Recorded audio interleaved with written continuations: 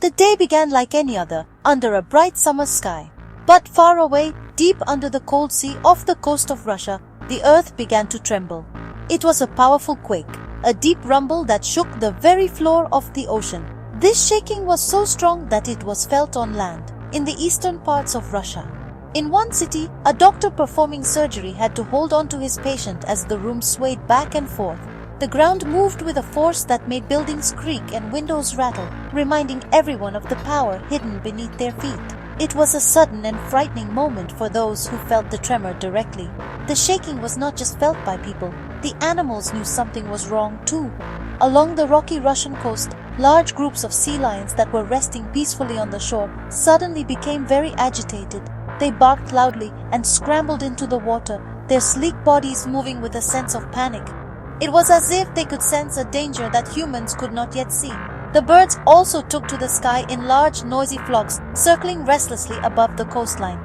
The natural world was reacting to the deep, unseen disturbance that had just happened far below the waves. The earthquake itself was just the beginning of the day's troubles. The massive movement of the seafloor pushed a great amount of water, creating a powerful force that started traveling across the ocean. This was the start of the tsunami, a silent and fast-moving danger heading towards other shores.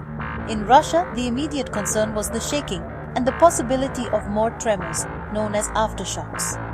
People came out of their homes and offices, looking around with worried faces, unsure of what would happen next as they waited for news and guidance from the authorities. For the people living in Russia who felt the earthquake, the experience was unsettling. The ground beneath them, which always felt so solid and dependable, had suddenly become unstable. They checked on their neighbors and called their families to make sure everyone was safe. The initial shock slowly turned into a feeling of cautious waiting. They knew that an earthquake of this size could have other effects, but for now, all they could do was watch and wait, hoping that the worst was over for them, while the energy from the quake continued its journey across the sea. Across the sea in Japan, the news of the earthquake arrived first as a warning. Alarms blared through towns and cities along the coast. The message was clear: a tsunami was coming. In the quiet seaside town of Owarai, in Ibaraki Prefecture, people stopped what they were doing and looked toward the ocean. The day had been calm, with gentle waves lapping at the sandy beaches. But now, an eerie change was happening. The water seemed to be pulling back, receding from the shore in an unnatural way, exposing parts of the seabed that were normally hidden from view. This strange sight was a clear sign that the warnings were real. Then, people saw it. On the horizon, the sea looked different. It was no longer a line of separate waves, but a single rising wall of water moving steadily toward the land. It grew larger and larger as it approached the town of Warai. The water was not crashing like a normal storm wave. It was a powerful surge, a river of ocean water that was about to flood the coast. It was a frightening and awe-inspiring sight, something that most people had only ever seen in pictures or videos. The quiet beauty of the sea had transformed into a menacing force. As the first wave made landfall in Warai, it moved with unstoppable force. The water rushed over the sea walls and into the streets, covering roads and swirling around the base of buildings. It was not a violent crash, but a steady and relentless rise of the water level.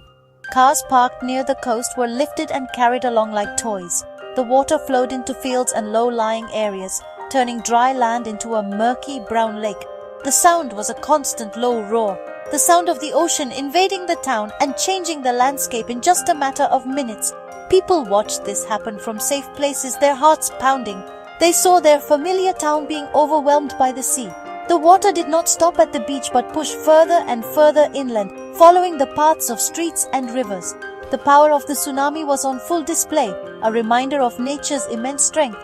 In Owarai and other coastal towns, the arrival of the tsunami marked the beginning of a long and difficult day, as the first wave was followed by the threat of more to come, leaving everyone uncertain about what would happen next. Long before the water reached the shore, the people of Japan had already begun to act. The country is well prepared for events like this, and when the tsunami warning sounded, everyone knew what to do. The blaring sirens and alerts sent through phones and televisions were a signal to move immediately. There was no time for hesitation. In towns like Warai, residents quickly left their homes and workplaces, heading for higher ground. The streets filled with people moving in an orderly but urgent way, following well-practiced evacuation routes to designated safe zones. Their calm response was a result of years of drills and education. The goal was simple: get as high as possible. Many people climbed to the tops of tall, strong buildings. From the rooftops, they could look down on the streets below, hoping they were high enough to be safe from the rising water. Families stayed close together, parents holding their children's hands tightly. Neighbors helped each other, making sure that the elderly and those who needed assistance were able to get to safety as well. These high places became small islands of refuge, filled with people watching and waiting as the events unfolded below them. From their viewpoints on the rooftops, the people of Warai watched as the sea they knew so well became a threat. They saw the water creep up the sides of their own homes and the businesses they visited every day. It was a strange and scary experience to see your own town from above as it was being flooded.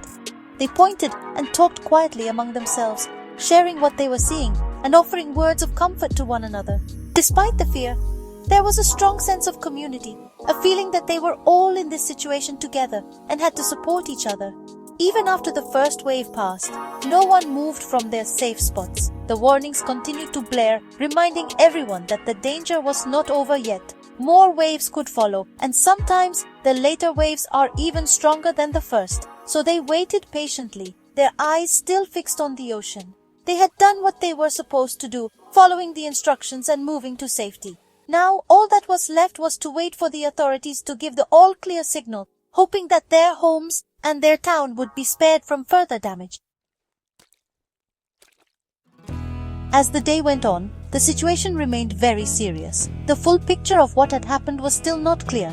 In Japan, authorities were working hard to understand the extent of the flooding. They sent out helicopters to fly over the affected areas, trying to see how far the water had traveled inland and which towns were hit the hardest. They were also checking for any people who might be trapped or in need of rescue.